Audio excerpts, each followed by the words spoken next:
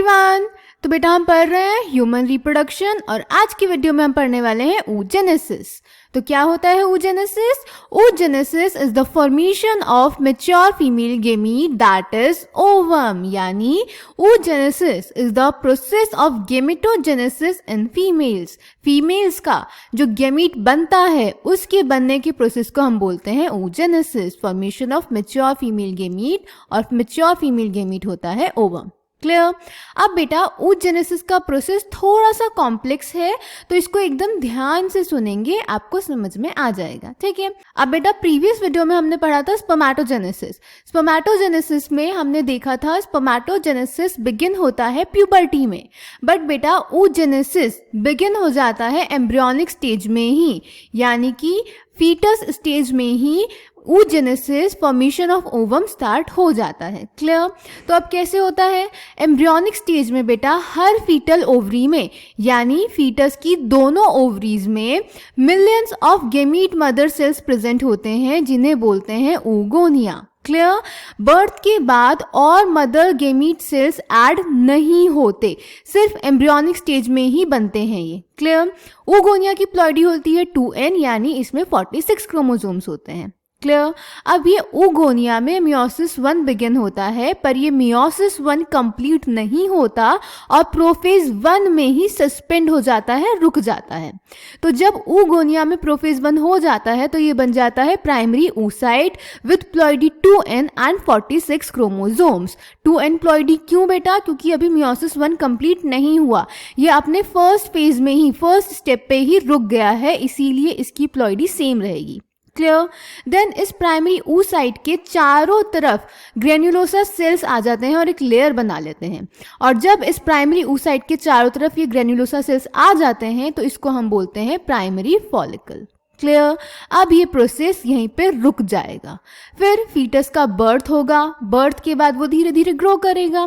तो बेटा जैसे जैसे बेबी की एज बढ़ेगी वैसे वैसे ये प्राइमरी फॉलिकल्स डीजनरेट होते रहेंगे, और प्यूबर्टी के टाइम पे हर ओवरी में सिर्फ 60,000 to 80,000 प्राइमरी फॉलिकल्स बचेंगे। फिर प्यूबर्टी में हर मंथ एक प्राइमरी फॉलिकल डेवलपमेंट शो करेगा। इस प्राइमरी फॉलिकल के चारों तरफ ग्रेन्युलोसा सेल्स की एक और लेयर आ जाएगी जिसको थीका बोलते हैं, और अब ये बन जाएगा सेकेंडरी फॉलिकल। फिर इस सेकेंडरी फॉलिकल की जो थीका है वो डिफ्रेंशिएट हो जाएगी 2 लेयर्स में, इनर को बोलेंगे थीका इंटरना और बाहर वाली लेयर को बोलेंगे थीका एक्सटर्ना, और इसमें एक फ्लूइड फिल्ड कैविटी प्रेजेंट होगी जिसको बोलेंगे एंट्रम। और जब इस सेकेंडरी फॉलिकल में ये सब कुछ हो जाएगा तो इस स्टेज को अब बोलेंगे टर्शरी फॉलिकल।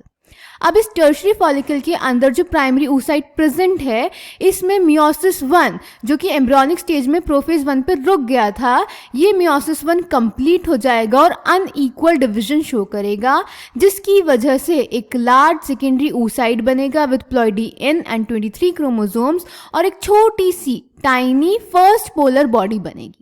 इस फर्स्ट पोलर बॉडी का क्या फंक्शन है? ये बॉडी में डीजनरेट होती है, आगे डिवाइड करती है, क्या करती है, इसके बारे में अभी हमें नहीं पता है। सेकेंडरी oocyte लार्ज क्यों होता है, इसके लिए एक्सप्लेनेशन दिया जाता है कि ये most of the cytoplasm retain कर लेता है फॉर इट्स न्यूट्रिशन। क्लियर? अब ये टर्शरी फॉलिकल ट्रांसफॉर्म हो जाएगी मैच्योर या फिर ग्राफियन फॉलिकल में, दोनों नाम एक ही चीज के हैं बेटा। ठीक है। फिर इस मैच्योर या ग्राफियन फॉलिकल के अंदर प्रेजेंट होगा सेकेंडरी oocyte, वो उसके चारों तरफ एक मेम्ब्रेन आ जाएगी जिसको बोलेंगे जोना पेल्यूसिडा, और इस स्टेज में मेंस्ट्रुअल साइकिल में जब LH सर्ज होगा तो मैच्योर ग्राफियन फॉलिकल रप्चर होगा और सेकेंडरी oocyte को रिलीज कर देगा ओवरी से। इस प्रोसेस को बोलेंगे ओव्यूलेशन। क्लियर? तो ये पूरा प्रोसेस है बेटा oogenesis का। अब ये जो सेकेंडरी oocyte है ये ओवम बनाता है जब स्पर्म आता है, जब स्पर्म का हेड जोना पेल्यूसिडा में घुसता है तब सेकेंडरी oocyte का मियोसिस 2 कंप्लीट होता है और वो ओवम बनाता है। तो इस तरह से होता है oogenesis। क्लियर? तो oogenesis में 2 चीजें हो रही हैं, फॉलिकुलर डेवलपमेंट एंड oocyte का फॉर्मेशन। तो इसको बोलते हैं कि इसमें दो चीजें हो रही हैं, oogenesis एंड folliculogenesis। तो अब हम दोनों प्रोसेसेस को अलग अलग देख लेते हैं। तो सबसे पहले बेटा oogonia होगा जो कि डिप्लॉयड होगा 46 क्रोमोसोम्स के साथ, ये फीटल स्टेज में ही बन जाएगा। इसमें प्रोफेज 1 होगा और प्राइमरी oocyte बन जाएगा विद 2 एनप्लॉयडी एंड 46 क्रोमोसोम्स। फिर बर्थ से लेके प्यूबर्टी तक ये ऐसा ही रहेगा। प्यूबर्टी में इसका meiosis 1 कंप्लीट होगा और बन जाएगा secondary oocyte with ploidy n and 23 chromosomes and first polar body. Then secondary oocyte में meiosis 2 होगा और बन जाएगा ओवम और सेकेंड पोलर बॉडी। तो ये पूरा प्रोसेस होता है बेटा oogenesis का। क्लियर? इवन हम यहाँ पर भी मेंशन कर सकते हैं बेटा कि ओव्यूलेशन के बाद जो सेकेंडरी oocyte रिलीज हुआ, इसमें क्या होगा, इसमें होगा meiosis 2, जिससे क्या बनेगा, ovum and second polar body. तो हमारा oogenesis यहाँ पे कंप्लीट होगा। ओवम की प्लॉइडी कैसी होगी, n, और क्रोमोसोम्स कितने होंगे, 23। ठीक है, तो ये तो था बेटा oogenesis का प्रोसेस। अब फॉलिकुलोजेनेसिस में क्या हुआ, प्राइमरी oocyte था, उसके चारों तरफ ग्रैनुलोसा सेल्स आए तो प्राइमरी फॉलिकल बना, उसकी चारों तरफ और ग्रैनुलोसा सेल्स आए तो सेकेंडरी फॉलिकल बना। उसकी जो थीका थी वो डिफरेंशिएट हो गई थीका एक्सटर्ना और थीका इंटरना में, और अंदर एक फ्लूइड फिल्ड कैविटी आ गई एंट्रम, तो बन गया टर्शरी फॉलिकल जो कि ट्रांसफॉर्म हो जाएगा मैच्योर या फिर ग्राफियन फॉलिकल में। ठीक है, इसमें पार्ट्स हम लेबल कर लेते हैं। तो यहाँ पे हैं ये granulosa cells, this is theca, then बाहर वाली को बोलेंगे थीका एक्सटर्ना और अंदर वाली को बोलेंगे theca interna, and this is fluid filled cavity known as antrum.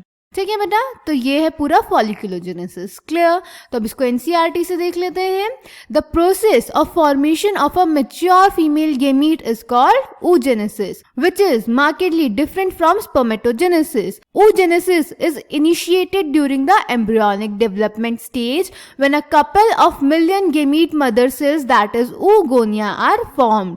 तो oogenesis कब स्टार्ट हो जाता है, एम्ब्रियोनिक स्टेज में ही, जब oogonia बनते हैं within each fetal ovary. No more oogonia are formed and added after birth. Birth के बाद और oogonia नहीं बनते.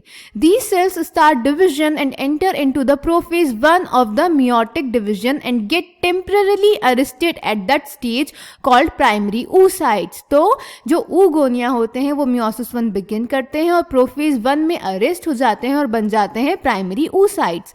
Each primary oocyte then gets surrounded by a layer of granulosa cells and is called the primary follicle. और जब primary oocyte के चारों तरफ ग्रेन्युलोसा सेल्स आ जाते हैं तो वो बन जाता है primary follicle. A large number of these follicles degenerate during the phase from birth to puberty. Birth से प्यूबर्टी तक इसमें से बहुत सारे प्राइमरी फॉलिकल्स डीजनरेट हो जाते हैं।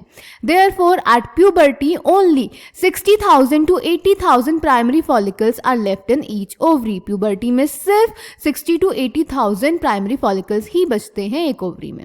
The primary follicles get surrounded by more layers of granulosa cells and a new theca and are called secondary follicles. तो ये जो हमारी प्राइमरी फॉलिकल्स होते हैं इनके चारों तरफ और ग्रेन्युलोसा सेल्स आ जाते हैं और एक थीका आ जाती है और ये बन जाता है सेकेंडरी फॉलिकल। ठीक है, then the secondary follicle soon transforms into a tertiary follicle which is characterised by a fluid filled cavity called antrum. अब इस सेकेंडरी फॉलिकल में एक फ्लूइड फिल्ड कैविटी आ जाती है जिसको बोलते हैं एंट्रम और ये बन जाता है टर्शियरी फॉलिकल। और the theca layer is organised into an inner theca, theca interna, and an outer theca externa. तो इसमें जो थीका है वो ऑर्गेनाइज हो जाती है थीका इंटरना और थीका एक्सटर्ना में। It is important to draw your attention that it is at this stage यानी टर्शियरी फॉलिकल की स्टेज में that the primary oocyte within the tertiary follicle grows in size and completes its first meiotic division. तो टर्शियरी फॉलिकल के अंदर बेटा primary oocyte अपना meiosis 1 कंप्लीट करता है। It is an unequal division resulting in the formation of a large haploid secondary oocyte and a tiny first polar body, जिसकी वजह से एक लार्ज हेप्लॉइड सेकेंडरी oocyte बनेगा और एक tiny first polar body बनेगी।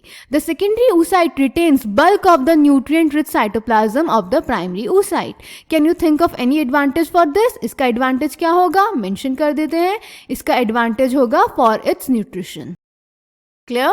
Does the first polar body born out of first meiotic division divide further or degenerate? At present we are not very certain about this. इसके बारे में अभी हमें कोई नॉलेज नहीं है. The tertiary follicle further changes into the mature follicle or Graafian follicle. The secondary oocyte forms a new membrane called zona pellucida surrounding it. The Graafian follicle now ruptures to release the secondary oocyte ovum from the ovary by the process called ovulation. Can you identify major differences between spermatogenesis and oogenesis? तो बेटा spermatogenesis और oogenesis में differences हमने जो question answer वाली videos बनाई हैं उनमें ऑलरेडी लिखे हुए हैं, तो आप वहां पे जाके उन्हें सुन सकते हैं. ठीक है. A diagrammatic representation of spermatogenesis and oogenesis is given below. ये डायग्राम अभी हम डिस्कस करेंगे. ठीक है. देन यहाँ पे हमें एक डायग्रामेटिक सेक्शन व्यू दिया हुआ है ओवरी का. ये डायग्राम हम ऑलरेडी डिस्कस कर चुके हैं जब हमने फीमेल रिप्रोडक्टिव सिस्टम पढ़ा था. उसके बाद बेटा हमें ये oogenesis का स्कीमेटिक रिप्रेजेंटेशन दिया हुआ है जैसे स्पर्मेटोजेनेसिस का दिया था. तो जैसे स्पर्मेटोजेनेसिस का मैंने आपको खुद बना के आपके सामने दिखाया था, oogenesis का भी मैं आपको आपके सामने खुद बनाकर दिखाऊंगी. ठीक है. तो चलिए स्टार्ट करते हैं oogenesis का स्कीमेटिक रिप्रेजेंटेशन. तो बेटा सबसे पहले होगा oogonia यानी गेमीट मदर सेल. तो यहाँ पे बना देते हैं एक oogonia और यहाँ पे मेंशन कर देते हैं इसका नाम. oogonia की प्लॉइडी कैसी होती है? 2n और इसमें कितने क्रोमोसोम्स होंगे? 46 क्रोमोसोम्स. क्लियर. अब बेटा oogonia में होगा माइटोसिस एंड डिफरेंशिएशन. तो वो बनाते हैं. माइटोसिस एंड डिफरेंशिएशन के बाद और नए सेल्स बनेंगे यानी और ज्यादा नए oogonia बन जाएंगे. तो यहाँ पे फिर से क्या बना? oogonia. तो फिर से लिख देते हैं oogonia. oogonia are gamete mother cells with ploidy 2n and 46 chromosomes. Clear? ठीक है बेटा. अब इस oogonia में स्टार्ट होगा मियोसिस 1, पर मियोसिस 1 कंप्लीट नहीं होगा, वो प्रोफेज 1 में ही रुक जाएगा. तो वो दिखाते हैं हम बना के. यहाँ पे मैं लिख दूंगी प्रोफेज 1 और प्रोफेज 1 से बेटा बनते हैं प्राइमरी oocyte. तो यहाँ पे हम मेंशन कर देंगे प्राइमरी oocyte. अब क्योंकि oogonia में मियोसिस 1 कंप्लीट नहीं हुआ है और सिर्फ प्रोफेज 1 पे रुक गया है और उस स्टेज को हमने बोला है प्राइमरी oocyte, तो इसकी प्लॉइडी भी कैसी होगी बेटा? 2n और कितने क्रोमोसोम्स होंगे इसमें? 46 क्रोमोसोम्स. क्लियर. ठीक है. अब ये जो प्राइमरी oocyte बना, ये oogonia से लेके प्राइमरी oocyte आपका बन जाता है फीटल स्टेज में. तो उसको मेंशन कर देते हैं. oogonia से लेकर प्राइमरी oocyte तक आपकी कौन सी स्टेज है? Foetal stage. फिर इसके बाद बेबी का बर्थ होगा. तो बर्थ, चाइल्डहुड और प्यूबर्टी में भी यही स्टेज रहेगी. तो वो भी ड्रॉ करके दिखा देते हैं. और इसकी प्लॉइडी कैसी ही रहेगी? 2n और कितने क्रोमोसोम्स होंगे? 46 क्रोमोसोम्स. ठीक है बेटा. अब प्यूबर्टी में एडल्ट रिप्रोडक्टिव स्टेज में ये जो प्राइमरी oocyte होगा इसमें मियोसिस 1 कंप्लीट होगा और बनेगा लार्ज सेकेंडरी oocyte और एक टाइनी फर्स्ट पोलर बॉडी. तो अब वो ड्रॉ करके दिखाते हैं. तो यहाँ पे आपका मियोसिस 1 कंप्लीट हुआ तो उसको मेंशन कर देते हैं और यहाँ पे बनेगा एक लार्ज सेकेंडरी oocyte और एक टाइनी फर्स्ट पोलर बॉडी. ठीक है. इसको लिख देते हैं और यहाँ पे आपका बना सेकेंडरी oocyte. अब क्योंकि ये सेकेंडरी oocyte मियोसिस 1 के कंप्लीट होने के बाद बना तो इसकी प्लॉइडी हो जाएगी n और इसमें होंगे 23 क्रोमोसोम्स. क्लियर बेटा. अब इस सेकेंडरी oocyte में होगा मियोसिस 2 और इससे बनेगा सेकेंड पोलर बॉडी और ओवम. ठीक है. तो बना के दिखा देते हैं. अब हमारे पास जगह थोड़ी कम है तो इसको थोड़ा छोटा कर देते हैं और यहाँ पे नेक्स्ट बन जाएगा बेटा एक टाइनी सेकेंड पोलर बॉडी और ovum, that is female gamete. तो यहाँ पे बना ओवम जिसकी प्लॉइडी कैसी होगी? n और कितने क्रोमोसोम्स होंगे? 23 क्रोमोसोम्स और ये आपका बना सेकेंड पोलर बॉडी. और ये मियोसिस 2 के बाद बना तो यहाँ पे हम मेंशन कर देंगे मियोसिस 2. और ये सारा डिवीजन हुआ आपका एडल्ट रिप्रोडक्टिव स्टेज में. ठीक है. तो ये है आपका बेटा oogenesis का स्कीमेटिक रिप्रेजेंटेशन जिसमें स्टार्ट होता है oogonia से, जिसमें माइटोसिस और डिफरेंशिएशन होता है to increase the number of oogonia. oogonia में प्रोफेज 1 होता है और बनता है primary oocyte. Primary oocyte puberty तक प्रोफेज 1 में ही अरेस्ट रहता है और एडल्ट रिप्रोडक्टिव स्टेज में उसका मियोसिस 1 कंप्लीट होता है और बनता है एक टाइनी फर्स्ट पोलर बॉडी और सेकेंडरी oocyte, और सेकेंडरी oocyte में मियोसिस 2 होता है जिससे बनता है एक टाइनी सेकेंड पोलर बॉडी और ovum, that is female gamete. ठीक है, तो यही आपको दिखाया गया है बेटा एनसीईआरटी के सिस्टेमेटिक रिप्रेजेंटेशन में। सबसे पहले है oogonia, oogonia से बनेगा प्राइमरी oocyte, उसमें मियोसिस 1 कंप्लीट होगा तो बनेगा secondary oocyte adult reproductive stage में, और उसमें मियोसिस 2 होगा तो बनेगा ओवम और सेकेंड पोलर बॉडी। ठीक है, तो आई होप आपको ये समझ में आया हो। आपको कोई भी डाउट होगा तो आप कमेंट सेक्शन में पूछ सकते हैं। इसको एनसीईआरटी से ध्यान से पढ़ेंगे और अपनी लैंग्वेज में नोट्स बनाएंगे। ठीक है, थैंक यू।